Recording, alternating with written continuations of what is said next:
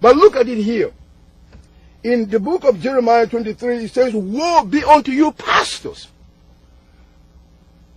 Because pastors are, every time they're saying, oh, evangelists, TV evangelists, or they say, all of you, our members, you want to run around listening to all these teachers who are, scratching your ears with what you want to hear because you have itching ears. So pastors, sometimes they attack the evangelists, they attack the teachers, saying that the teachers are teaching wrong doctrines, and not even to mention about the apostolic office. They'll say, get out of here. Any person who calls himself apostle is false, is false.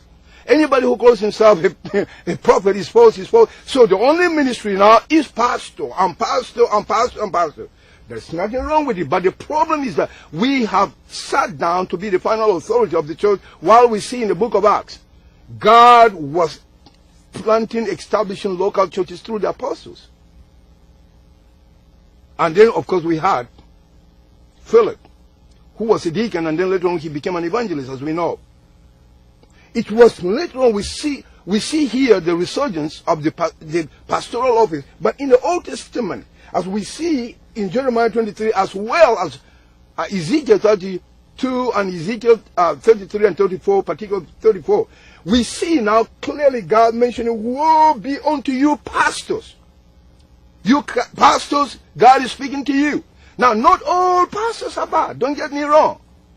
There are some good, wonderful, visionary pastors there who understand the heartbeat of God.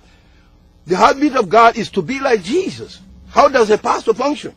So here the Lord was lambasting the pastoral office in the land of Israel.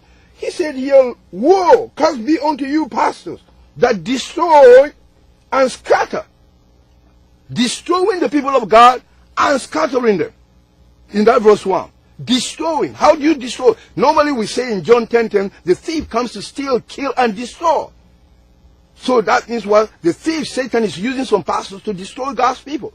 Every time you deny the word of God, God tells you something in the Bible and you change it.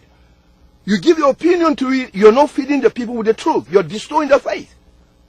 You're turning them against God. And sometimes we get too hard with slander and destroy the people. But then also number 2, he says scattering. That means instead of gathering. And Jesus said, whosoever doesn't gather with me scatters. Satan loves to divide and conquer and scatter. So some of us, church leaders, particularly the pastors, you realize that if you're scattering the people of God, God is so happy with you. Then he continues. He said, you not only destroy and scatter the sheep of my pasture, the sheep of God's pasture.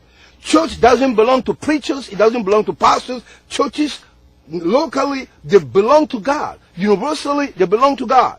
So when you hear a preacher every time coming to town, telling you, God has, called me to be a pastor, and that preacher is talking more and more about material things, buildings, raising money for building, buying land, building, and that preacher doesn't go out to win people that are lost. That pastor is out of touch with God. That pastor is a rebellious pastor. And particularly here in America, we use the radio and television much compared to other nations where we don't have access to media. We use the radio, and pastors are getting lazier and lazier and lazier, indifferent to the things of God, just competing among themselves, stealing one membership here and there, and church people are migrating from one church to another, simply because the leadership or the pastoral leadership is not feeding the people well with good passion of the word of God, with action and demonstrating the word.